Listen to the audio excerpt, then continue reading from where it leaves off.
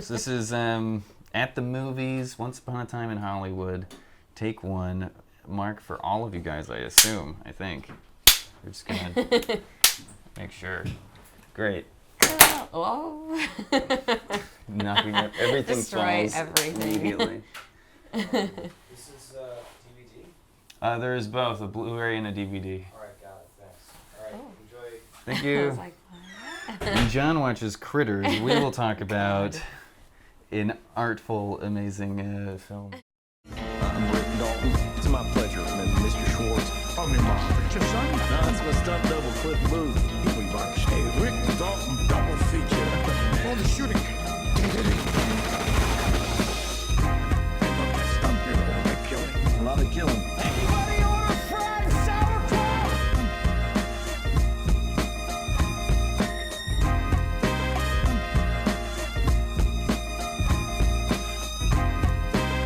So, Once Upon a Time in Hollywood, one of the most anticipated films of the year. Well, should we just summarize Yeah. the movie? I feel like you reviewed it better than Well, we can jump in. Feel free. Yeah. We'll just run with it. So, Once Upon a Time in Hollywood is Quentin Tarantino's 9th film, right? I think so, yeah. He plans on only doing 10, so this immediately becomes a big deal. Okay. Yeah, he claims that after 10 films, he is retired. So Oh, this movie okay. immediately gets some importance because of that. And then also you look at the cast: Leo, insane, yeah. Brad Pitt, Kurt Russell. All these like Quentin Tarantino alums like, coming back, and Michael it's like Madsen. Always. a little bit. Yeah, for like 2 seconds. And it's about something Quentin has a right to talk about, finally. Yeah. I feel like I wouldn't think of him as like my World War II history buff or anything. I think of him as a Hollywood buff Yeah. and a cinephile. And so who else to make a movie about Hollywood? And the movie is basically about a aging actor in the 1960s having to come to terms with his like has-been status Yeah. and find his real place in the landscape of Hollywood. His stuntman, driver, assistant, just kind of living his hippie, like anti-hippie way. life. Yeah. But also, like, he does like acid. He's very much like this weird surf Nazi kind Yeah. of guy. Like those weird kind of conservative Californian, like was in the war. Yeah. Kind of like Joaquin Phoenix in The Master, honestly. Oh, I didn't see that. Yeah, he's just kind of like, the war did something to him, Yeah, whatever. He's got his own kind of dark, kind of twisted, quirky past. And then obviously the actual historical elements of the movie, you get, Sharon Tate, the next door, being like the next door neighbors, and you kind of like flirt in and out of like her storyline and what she's doing at the time. And then all wrapped up, you can't have Sharon Tate without the Manson family Yeah. and the whole hippie subculture and stuff. So that's kind of floating in and out of the movie. I mean, I was telling John this too. I was like, I think it's the least Tarantino movie of his. Like It's- style-wise, he doesn't yeah. have that same like. I feel like all of his movies have a very distinct style, and you can really be like, oh, this was definitely made by Tarantino because like you can hear his voice coming out of everybody's mouth. Yeah. Like, and this movie was very much like everyone. It just, even though he wrote the script, they didn't have that same like. Well, they felt speak. like people. Yeah, I they don't felt know, like they actual felt like people, real characters. And I feel rather like- than Quentin yeah. Tarantino. Yeah. with The different closest I've faces. ever felt to that was Jackie Brown. And that's in part because it's based on another person's novel, Yeah. it's adapting something, and it's a much more like serious kind of adult movie. Yeah, I have definitely seen a lot of Tarantino's movies, but I've definitely not seen all of them. Like I haven't seen Jackie Brown actually, Oh, and see, I keep that's- hearing that's like one of the best ones. I mean, or like from some people. I guess Yeah. it depends on like the style. But It depends on what you want from them. If Yeah, you want yeah, like yeah. the punchy, pulpy, like Right. hyper stylized thing, yeah, Pulp Fiction's probably the one to go through. If you kind of more just kind of want like his whole movie kind of Yeah. thing, I think Jackie Brown. And I feel like this movie sits right in the middle between those because it has like the very like stylistic kind of like hyper realistic kind Yeah. of things and like the whole alternate timeline, just kind Yeah. of playing with everything fast and loose. And then also kind of Jackie Brown, which is kind of more like pretty mature for yeah, him. I definitely think I like this one. This might be one of my favorite ones because sometimes I feel like his style gets a little too overwhelming for the movie. Yeah. I mean, it's obviously it's the style. You know what I mean? But so I like can it's, agree. He was doing like some like weird jump cutty things. It was just kind of these weird flourishes of these like avant-garde kind of loose abstract bits, and it conveyed information pretty well. Yeah. One of the wildest things was when they put Leo into The Great Escape. Oh, that was so weird. I It was a didn't little it was like a little disjointed. There are moments where I was like, he they did made look a him little too bit too short. Yeah, he also and, looked like, too clear, you know. Yeah. But Yeah. I did think that it was better than the like Forrest Gump. We've come a bit of a way from then. But, True. But it was amazing. It was fun. It was entertaining at least. Yeah. I enjoyed getting to just see that for a bit. That was cool. I didn't expect them to just go there, and then I also liked the like the little score sting that was like, it was like a, you know, like just like a, you missed a chord, and then there's like this painful memory as he's lying to his like his replacement, as it were. I don't know. I liked the idea of it, but it was a little bit like It was a little. it was a little It just hard. didn't work. Yeah. Yeah. It wasn't as seamless as I feel like It's kind of it like the could've been. uncanny valley or whatever. Just something that just kind of takes you out of it. Yeah, I get that. yeah. That's fair. I thought that there were a lot of those moments throughout the whole movie. I felt like the whole movie wanted you to be kind of uncomfortable or on edge, or just like you didn't expect what was going to happen. Yeah. Like it's very Hitchcockian in that way, in that like it sets up the, you know, Charles Manson, but he's only really in it the one scene. Yeah. And then there's like these, they talk about Charlie, and you see Yeah. these like the hippie cult commune thing. That was terrifying.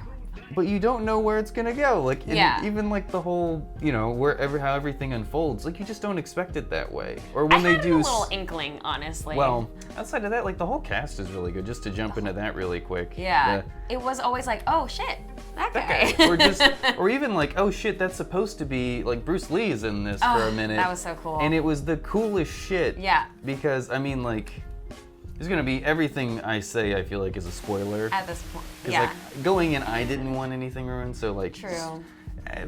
At this point, like, we're not gonna jump into the ending of the movie, Yeah. but you know, just keep that in mind. Bruce Lee's in the movie, and And Brad that's in the Pitt. commercial. But Bruce Lee gets his, you know, Oh, his that ass fight kicked. scene Yeah, was that was great. so cool. Yeah. And then that's when Zoe Bell comes in, and that's when she's, you know, Yeah. she's been set up as being scary, and she throws Brad Pitt off. Mm. When they first introduce him, he's like, you know, Leo is in this nice, you know, Hollywood Hills home, Mm-hmm. living right next to Roman Polanski. He's like super excited about that. Yeah. But then Brad Pitt, who doesn't care at all, he's just like, you know, this is fine, man. Yeah. I'm living more comfortable than I did the rest of my life. He's, you know, his car's like beat up. He lives in a trailer. He's, you know, giving his like, what was it, pit bull? Yeah, Pitbull. He's giving his pit bull like rat flavored Oh, that was- food. And he's like, don't whine. Good food for mean dogs. Yeah, I love that. Always with the branding. Quentin Yeah. Tarantino's always got the best production design. Oh.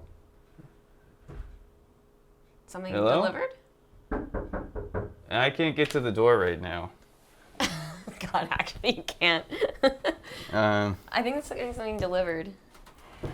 Oh, 1 second. Yes, I understand. I can't get to the door. Oh.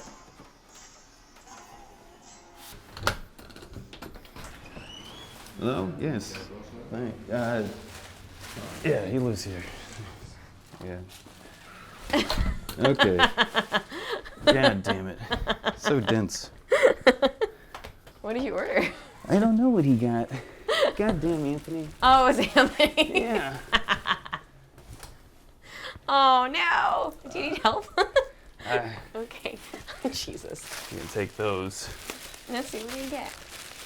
Got some clothes? Oh, we got shoes. There's shoes in here.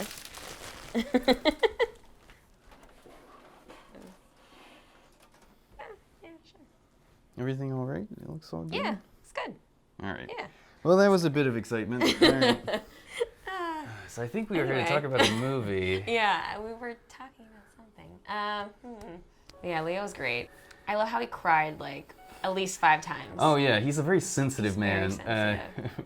Leonardo DiCaprio's Leo's character. Yeah. He's so sensitive. I mean, he's like, you know, the celebrity type. And his little stutter. Yeah, It's he's very like can't- cute. He's an alcoholic. Yeah. Like, I love when he just breaks down in the trailer. Yeah. That was great. He's just Failure. like throwing shit around. Yeah. After talking to this young actress who's like taking it all very seriously, but then when he's back after that whole breakdown in the trailer, Yeah. pep talk. Yeah, he's really like invigorated, and he like proves to himself that he's still got it, even though he's that cowboy with the bum hip. He's still got it, and I that was a well-earned moment. That was the best acting I've ever seen in my whole life. Thank you.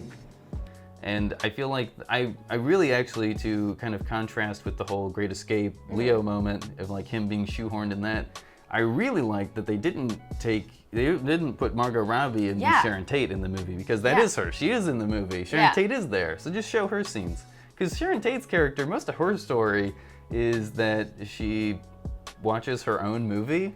Yeah. And she just kind of like enjoys it with this audience, which is really, honestly, I thought enough. I thought that was a good character moment, a good little story of her, like, you know, a little so uncomfortable. She's like, you know, she like asked them if she like can just go see it for free because she's in it. Like, she's very, you know, very new, very like, this is a fresh face in Hollywood. Yeah.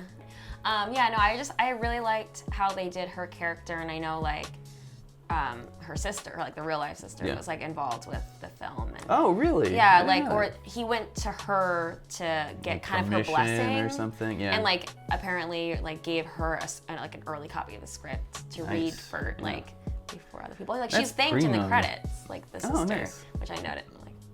Like, stayed until we didn't notice it.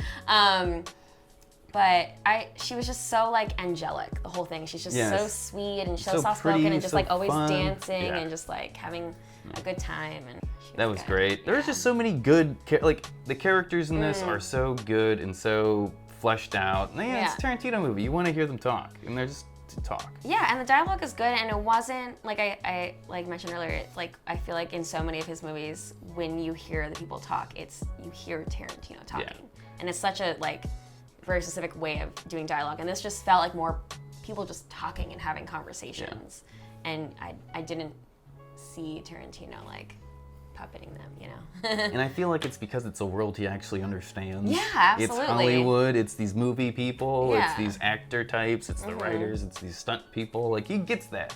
He knows those people. Yeah, he doesn't know a real cowboy. He knows a guy pretending to be a cowboy. And that's where he belongs. And that's my favorite thing about this movie is it feels like he finally found the right fit for him. Absolutely. He's always trying to make genre pictures, but it's really his fascination is with movies. So make a movie about movies. Yeah. Like, everybody shows the culture and the world so well. Like, Pulp Fiction, one of the best things is that it shows like that 90s Hollywood very well. Yeah. This shows 60s Hollywood very well. Oh, yeah. You see all, like, it, in ways it feels exactly the same. All the ads, all the trucks, all the cars, the movie backlots and all that stuff. It feels like LA still. It still feels like Hollywood.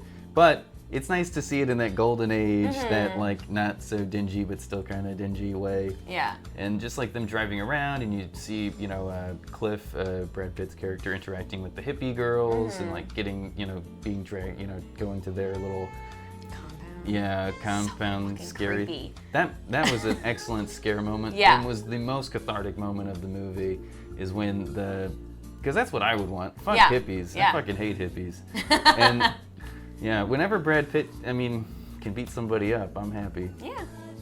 I think I did like seeing all of they really did a great job about setting up like this is the 60s or, you know, late 60s or whatever the hell it was. 69. 68 to 69. Yeah, somewhere. Because like the whole 6 months later thing, Yeah. it is like, you know, late 60s. Yeah. It's right when the Manson family thing happened. It is Hollywood. There was a lot. of Okay, TV it was a shows, little like distracting Combat, Toro, though. but that was Hollywood I mean, back that then, was and the- still I is. guess the point, If you've been to LA, Yeah. I it's recognize like, a lot of places they shot, so I was like, yeah. Like even the Fox Theater where she went to go see the That movie. was a cool thing. That's like Yeah, still it is. there, and it's still like, you know, sells the Fox logo. Yeah, and it everything. looks like a church. The whole like really setting the scene, like he was so Yeah. good about that. Even like when they were on the sets and there was like you see like the like spaceman going behind them, like you know, Yeah, you know, exactly. that has to be from like some very specific show. He got like real posters and like real ads and things to like be on things. I mean, they would focus so much on it. Yeah. Which The was FBI doing the whole FBI thing. That was cool. Even just seeing like the combat Lancer, show, yeah. all that stuff was Yeah. like boom. And I bet that most of those are references to like actual pilots or something. Lancer was an actual show. I didn't watch that. I didn't watch it either. We're not 100. Yeah. But it showed like a real, like, you know, even the things that I did know or whatever. I feel like yes, it's distracting, but I feel like even in actual LA, it's distracting. Yeah. You know. It's the focus. Like they would literally be like a scene and they'd be filming it, and then the other character would like walk off and they kind of like go in on the poster behind them, you know. But it was very like, it was cool. It was a lot of fun to see, and you definitely know that they put so much thought and work into it that it was like, gotta make sure this is accurate. It's his Hollywood. Yeah. You get the feeling that he just wanted to make this, and this is a passion, you know, behind this movie, and everybody involved. That's kind of how I feel, because you know I'm an LA native. I was about 6 and 7 in 1969, so I do remember Los Angeles then. This movie is almost a memory poem of what Los Angeles was like. I love like Brad Pitt's character. He feels authentic. Like everybody just feels pretty real. And even though Sharon Tate, yes, doesn't have like a big role in the movie, she's still important and she's a necessary element. And she's like that, whatever's razor. What's the thing? Oh, Occam's razor. Yeah, right. She's like, you know, you've set it up. Yeah, it's gonna fall. Yeah. Sharon Tate's there. Yeah. Charles Manson's there. Yeah, you know what's gonna happen. Throughout the whole movie, it's that bomb that's ticking underneath the table.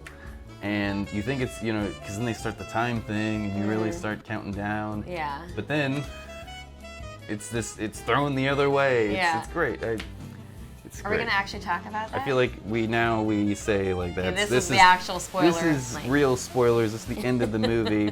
I know we've danced all around it, but like this is the end. So he's like convinced to go out and start shooting spaghetti westerns. He you know does like 4 or 5 movies. He makes a little bit of money, and it's set up that him and Cliff are going to part ways after this. Yeah, because he got married and he can't afford to keep him on anymore.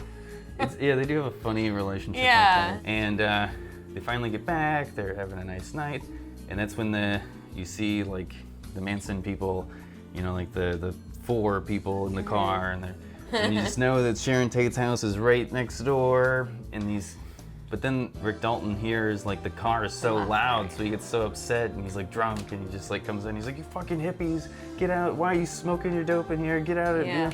And so they're like, "Fuck this guy." So then they're talking. He's like, "I used to really like that guy. He was like, he was my favorite lunch buddy." Yeah. And so the hippie girl is like, "You know what? We should kill the people that teach us how to kill." Yeah. So she, you know, they've decided now, instead of following out with their plan to kill the people that live at Terry's house, who are Sharon Tate and Roman Polanski and stuff, and for some reason they want to kill the people who live in Terry's house. Yeah. They've instead decided, let's kill these celebrities instead. Yeah. Leo's like at his pool, just jamming out, but Brad Pitt's inside. He's in the house, and we've been shown that he's a very capable fighter. He was in some sort of war. He's a stuntman. He theoretically killed his wife. Yes, maybe did. Definitely killed his wife. Did. Yeah, you see him beat up the hippie and how like, brutal he can be. Yeah. You can tell that this man, like, he doesn't really care. Yeah. He's gonna fuck you up. Don't fuck me up. So like we understand like he's pretty capable, but he's on acid right now, and he's like, you know, he's not in it, you know, he's like a little out of it. So, but the hippies surround him with their knives and their guns and things, and he just perfect command of the whole scene. He just sicks the dog on one, beats up the other one. It's so satisfying. Oh my god, yeah. And like, there's nothing I think like everyone a good, like cried out when, especially like he was like bashing that one girl's head on like every single surface, just like, oh, table, oh, wall, oh, this brick wall, oh, fuck you, fireplace, fuck like it just was like, Oh my god, I was so happy.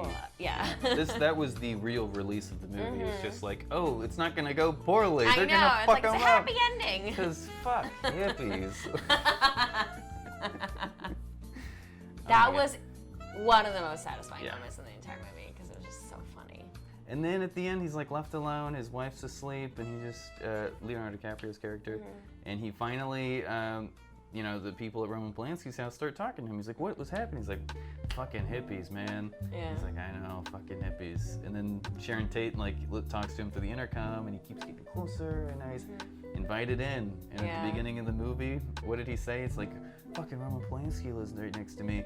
All I need is like a pool party or something, and I could be the, you know. Yeah, get that introduction, get out of his little funk, and that's how it happens. And he's so just like.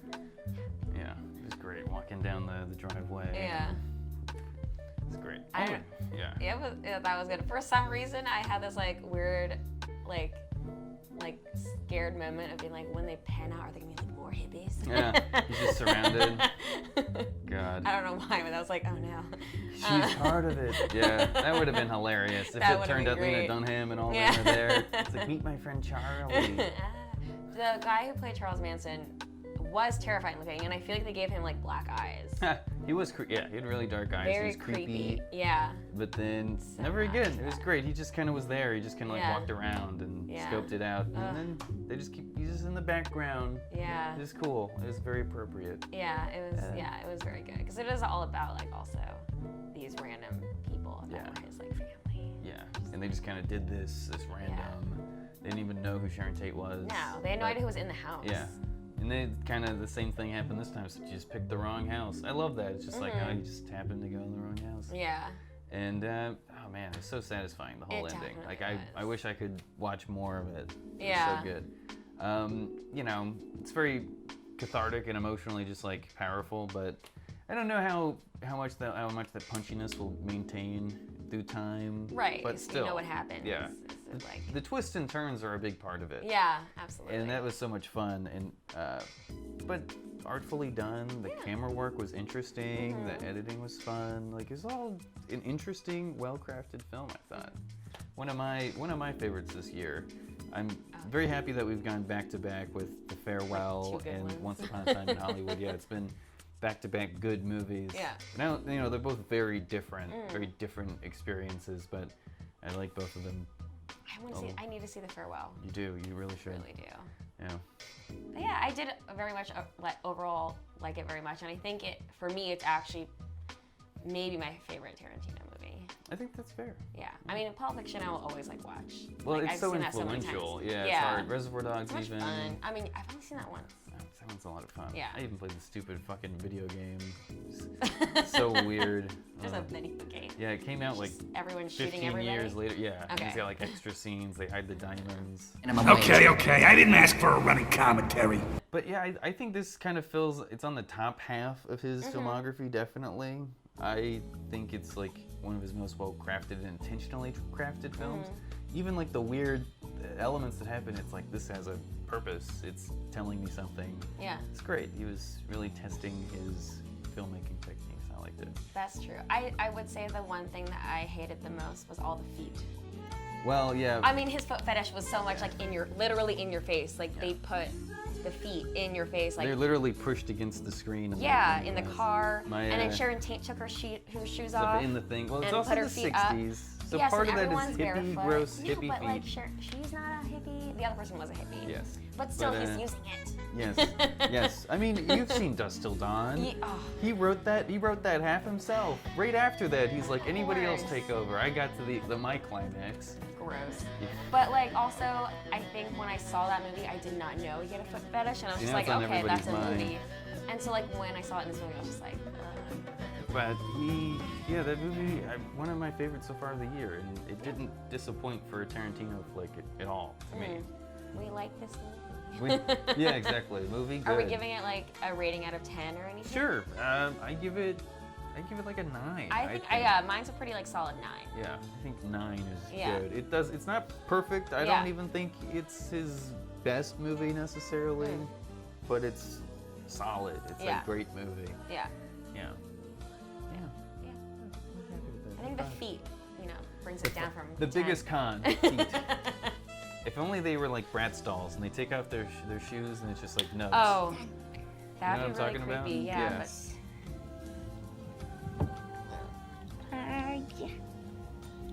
Ouch. It doesn't even look like a foot. Well, Don't do that, I think yeah. that's what he does in a sci-fi movie. It's like, okay, everybody complained about the feet.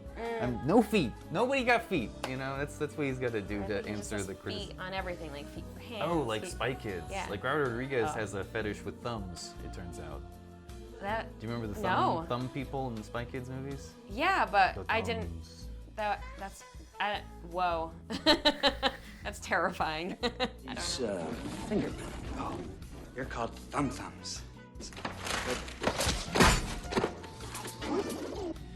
It's weird. It's like anytime he shakes your hand, he's just like, hey. Yeah, exactly. I know, it's like- We're not doing that. I don't want to. Don't touch my thumbs. Gross. It's Sayonara. Anyway. Bye.